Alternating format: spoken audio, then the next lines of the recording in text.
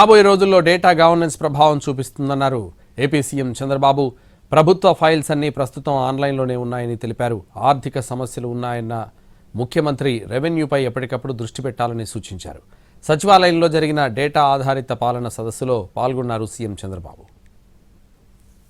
చిన్నప్పటి నుంచి నేను చూసింది డేటా ఉంది, ప్రాసెస్ రియల్ టైం చేస్తున్నాం.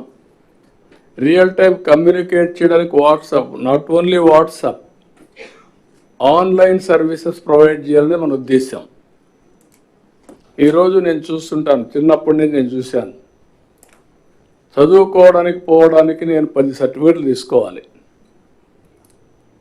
Date of birth, nativity, caste, income,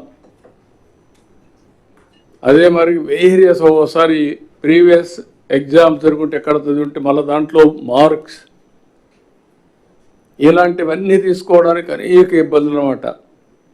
కనీసం స్టూడెంట్ అనేవాడు ఒక వారం రోజులు, ఒక 10 రోజులు ఎంఆర్ఓ తిరుగుతూ ఉండాలి. తహసీల్దార్ ఆఫీస్కి తిరగాలి, ఇప్పుడు ఎంఆర్ఓ ఆఫీస్కి తిరగాలి. Is it necessary? అందుకే ఇక్కడ డిజీ లాకర్ వచ్చింది. అవసరమైతే ప్రతి ఒక్కరికి గవర్నమెంట్ ఆఫ్ ఇండియా కూడా ఒక లాకర్ క్రియేట్ చేసి మనం కూడా క్రియేట్ చేస్తాం. డిజీ లాకర్లో వాళ్ళ రికార్డ్స్ అన్ని పెడితే ఎక్కడికి పోయినా హెల్త్ రికార్డు, ప్రాపర్టీ రికార్డ్స్ అన్నీ అక్కడ పెట్టుకుంటారు. ఆధార్ అథెంటికేషన్ పెడతాం, వాళ్ళే చూసుకునే పరిస్థితి వస్తుంది. డాక్టర్ దగ్గరికి పోతే నెంబర్ ఇస్తే ఆటోమేటిక్గా హెల్త్ రికార్డ్ చూసుకొని ట్రీట్మెంట్ ఇస్తారు. పర్సనల్ హెల్త్ గోప్యంగా ఉంటుంది. కాబట్టి ఇలాంటివి ఏరియాస్ తీసుకున్నాం. ఇక్కడ నేను మిమ్మల్ని కోరేది ఈ మీటింగ్లో మీరందరూ కూడా క్లియర్గా